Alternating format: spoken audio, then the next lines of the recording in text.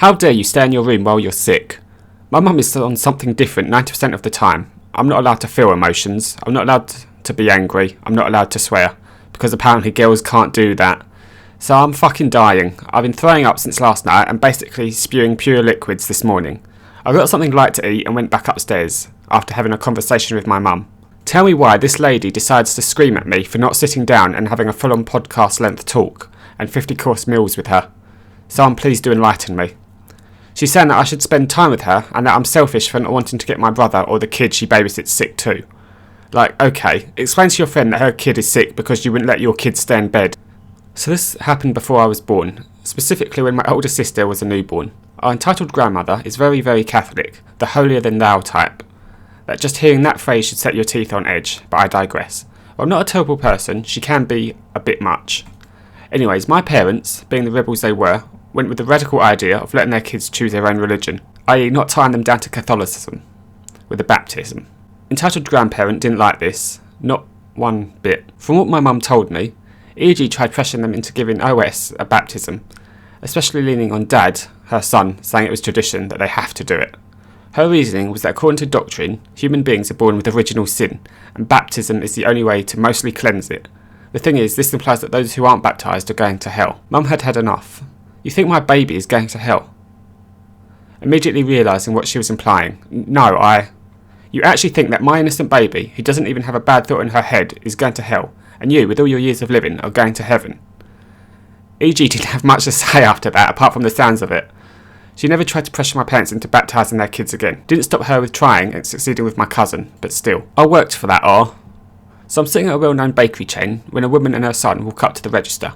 The drama started immediately when the cashier said, "Hello miss, what can I get you today?" The Count immediately erupts. "How dare you call me miss? I am Mrs. I worked for that Don't you see I have a child? How dare you suggest I'm an unwed mother? Get your manager, now." The cashier has been stammering through her 30 seconds of uninterrupted yelling, but quickly leaves to go get her manager. The Karen complains that the cashier called her miss. The cashier must have been implying she was a hussy, yada yada yada. Manager has dead eyes and says, "I'm sorry about that, missus. What can I get you today?" She orders her pastries and walks out with her nose in the air, dragging her son behind her by the hand. I didn't hear yelling or anything from the back, and the manager didn't seem to care, so I really doubt the cashier got reprimanded over this. This just confused me to no end. Isn't it a compliment for a middle-aged woman to be called miss? I thought it only suggested a woman looked young. I'd heard women get offended at ma'am, because I'm not that old, but never this. Entitled mother over the radio. Backstory. I was just telling my mum about all the Karens, and she didn't believe me until this came on the radio. The radio announcer had just asked advice for a baby, and was talking about how she puts her baby with a babysitter. Then the radio announcer put someone who called in to tell advice, and wouldn't you know it was Karen. The story came out like this. Alright, so we are going to put someone up on the radio. Call starts. "Hello, do you have any advice for me as a new mother?"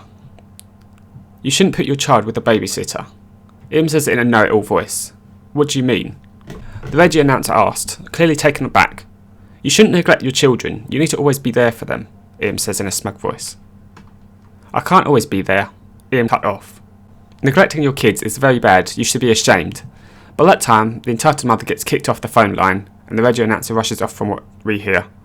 At that point, I look to my mum and say, that was a prime example. Lady wants me to hold down my scared dog for a kid. I like to take my dog to the dog park pretty regularly, like most days of the week. I have a Great Pyrenees, which is a giant fluffy dog breed that's bred to guard livestock on snowy mountains. I rescued him at 8 months old. I know someone that knew the original owners, so I'm fully aware of the extent of his neglect and abuse as a puppy. Because of this, I'm sometimes wary about the way people interact with him. One day while at the dog park, he was happily playing with a Great Dane. I was standing with the owner, and we talked about our precious pups. A mother came into the dog park with her 2 kids and their old lab.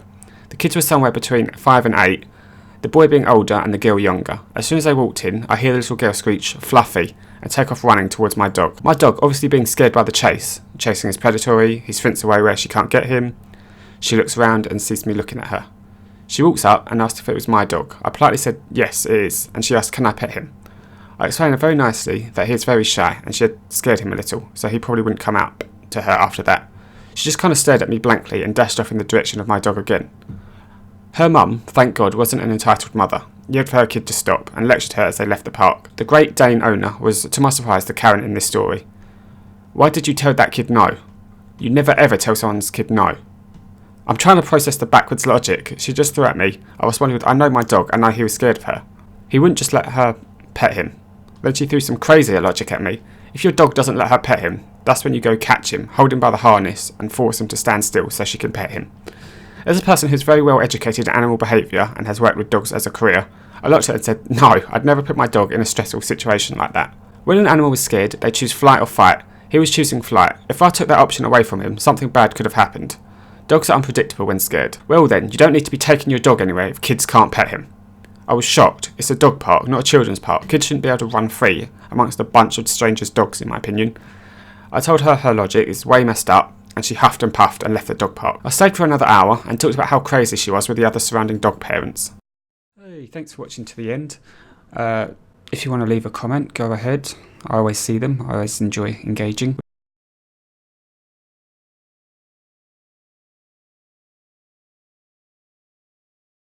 Reddit that you'd like covered.